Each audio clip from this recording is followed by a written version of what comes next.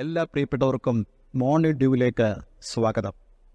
പലപ്പോഴും നമ്മൾ ചോദിക്കുന്ന ഒരു ചോദ്യമാണ്, എന്തുകൊണ്ട് ദൈവം എൻ്റെ പ്രാർത്ഥനകൾക്ക്, യാചനകൾക്ക് താമസം വരുത്തുന്നു? ദൈവത്തോടുള്ള ബന്ധത്തിൽ പലപ്പോഴും നമുക്ക് വളരെയധികം അലസോരം തോന്നുന്ന ഒരു കാര്യമാണ് ദൈവം വരുത്തുന്നതായ ഈ താമസം. എന്നാൽ വിശുദ്ധ ബൈബിളിൽ ദൈവം എന്താണ് ഇതിനെക്കുറിച്ച് പറഞ്ഞിരിക്കുന്നതെന്ന് നമ്മൾ വായിക്കുമ്പോൾ വ്യക്തമായിട്ടുള്ള ദൈവത്തിൻ്റെ ഉദ്ദേശം നമുക്ക് മനസ്സിലാക്കുവാൻ സാധിക്കും. അതിനായി നമുക്കിന്ന് യെശയ്യാ പ്രവചനം 30-ാം അധ്യായം 18-ാം വാക്യം വായിക്കാം.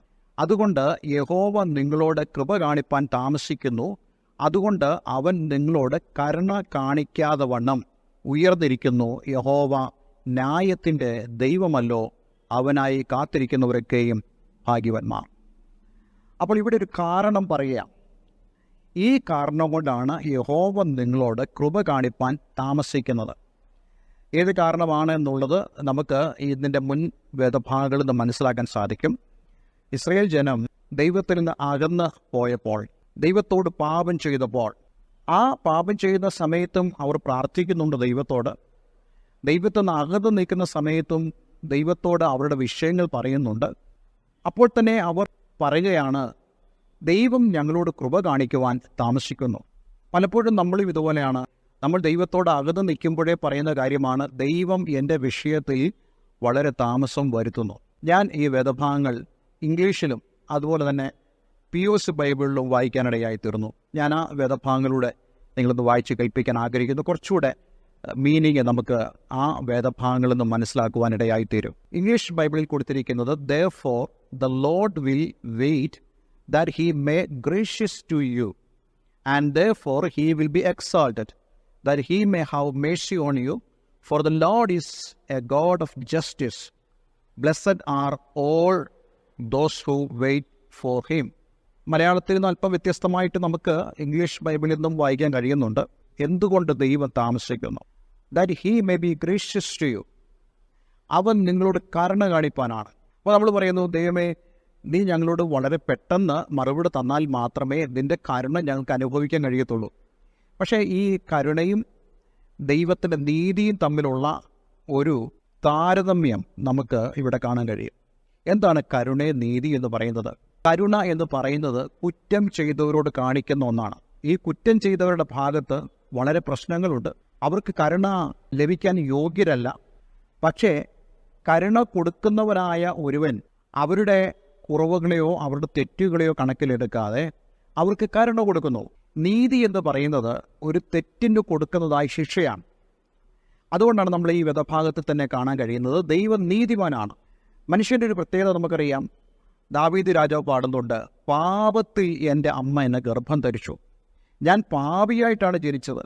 അതുകൊണ്ട് തന്നെ ദൈവം നീതിമാനായതുകൊണ്ട് എൻ്റെ പാപത്തിന് ശിക്ഷയുണ്ട്. പക്ഷേ ദൈവം എന്ത് ചെയ്തു? കരുണ കാണിക്കുന്നവനും നീതി കാണിക്കുന്നവനും ഒരുവനായതുകൊണ്ട് ആ നീതിമാനായ ദൈവം തൻ്റെ കരുണ നമ്മുടെ മേൽ കാണിപ്പാൻ പ്രസാദം തോന്നി. അത് നമ്മുടെ ഏതെങ്കിലും ഒരു കാരണം കൊണ്ടല്ല ദൈവം നമ്മോട് കരുണ കാണിക്കുന്നത്. അതാണ് നമ്മൾ വളരെ ശ്രദ്ധിക്കേണ്ട കാര്യം.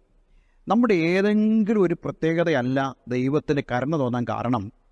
മറിച്ച് ഇവിടെ കൊടുത്തിരിക്കുന്ന വാക്കുപോലെ ഹിസ് ഗ്രേഷ്യസ്നെസ്, അവൻ നമ്മളോട് കൃപ തോന്നി കരുണ കാണിക്കുന്നതാണ്.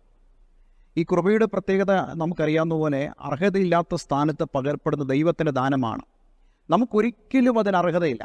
ഇപ്പോൾ കർത്താവ് യേശുക്രിസ്തു കാൽവരി ക്രൂശിൽ നമ്മുടെ പേർക്ക് അവൻ ശിക്ഷ അനുഭവിച്ചു. അവിടെയും ദൈവത്തിൻ്റെ നീതിയും ദൈവത്തിൻ്റെ കരുണയും നമുക്കറിയാം. ദൈവത്തിൻ്റെ നീതി എന്ന് പറയുന്നത് പാപത്തിന് ശിക്ഷ കൊടുക്കുക എന്നുള്ളതാണ്. കരുണ എന്ന് പറയുന്നത് അവൻ്റെ മരണം നമ്മുടെ പേർക്കാക്കി, നമ്മുടെ സ്ഥാനത്താക്കി എന്നുള്ളതാണ്. അപ്പോൾ ഇവിടെ ഈ രണ്ട് വാക്കുകൾ വളരെ ശ്രദ്ധേയമാണ്, നീതിയും കരുണയും. അപ്പോൾ ദൈവം നമ്മളോട് കരുണ കാണിക്കാൻ വേണ്ടിയാണ് അവൻ കാത്തിരിക്കുന്നത്, അവൻ താമസിക്കുന്നത്. POC ബൈബിളിൽ പറയുന്ന വാക്യം ഇങ്ങനെയാണ്, നിന്നോട് ഔദാര്യം കാണിക്കാൻ കർത്താവ് കാത്തിരിക്കുന്നു, നിന്നോട് കാരുണ്യം പ്രദർശിപ്പിക്കുവാൻ അവിടുന്ന് തന്നെ ഉയർത്തുന്നു. എന്തെന്നാൽ കർത്താവ് നീതിയുടെ ദൈവമാണ്, അവിടുത്തേക്ക് വേണ്ടി കാത്തിരിക്കുന്നവർ ഭാഗ്യവാന്മാർ.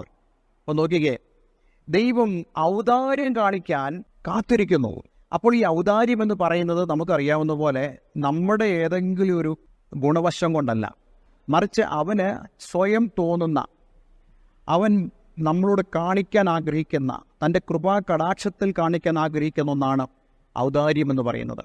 ഔദാര്യം എന്ന വാക്കിൻ്റെ അർത്ഥം നമുക്കെല്ലാവർക്കും അറിയാമല്ലോ. ഔദാര്യത്തിൽ അത് ലഭിക്കുന്ന ആൾക്കാർക്ക് അതിന് യോഗ്യതയില്ല. അതുതന്നെയാണ് ഇവിടെ പറയുന്നത്. ദൈവം നിങ്ങളോട് ഔദാര്യം കാണിപ്പാൻ ആഗ്രഹിക്കുന്നു. നിങ്ങൾ പാപിയാണെന്നോ, നിങ്ങൾ തെറ്റുകാരനാണെന്നോ, നിങ്ങളുടെ കുടുംബം ഇതാണെന്നൊന്നും ദൈവം നോക്കുന്നില്ല. ദൈവം ഔദാര്യം കാണിക്കുന്നവനാണ്. ഈ ഔദാര്യം കാണിക്കുന്നത് എന്തിനു വേണ്ടിയാണെന്ന് ഇവിടെ പറയുന്നു. ദൈവം തന്നെ ഉയർത്താൻ വേണ്ടിയാണ്. ദൈവം നമ്മുടെ ജീവിതത്തിൽ ഉയരാൻ, മറ്റുള്ളവരുടെ മുമ്പാകെ ദൈവം തന്നെ ഉയർത്തുവാൻ ആഗ്രഹിക്കുന്നു. എങ്ങനെ? നമ്മളിൽ കരുണ കാണിക്കുന്നതിലൂടെ.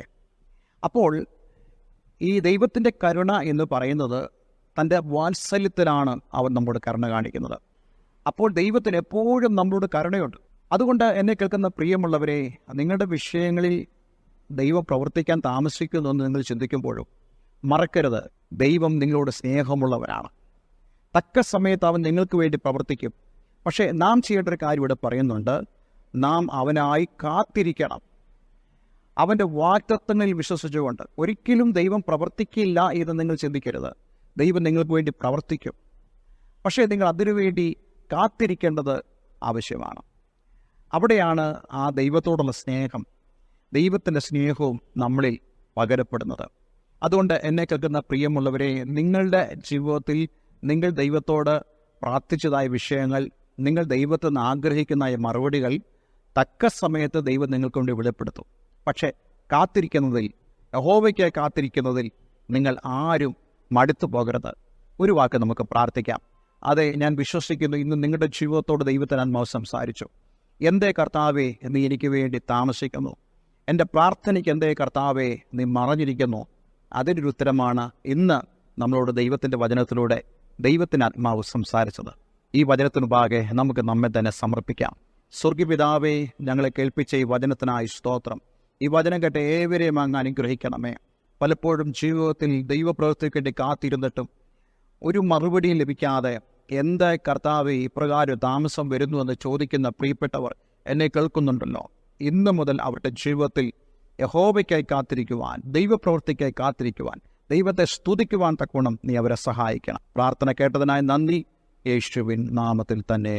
ആമേൻ, ആമേൻ. എല്ലാവരും ദൈവം അനുഗ്രഹിക്കട്ടെ. Have A nice day. God bless you all.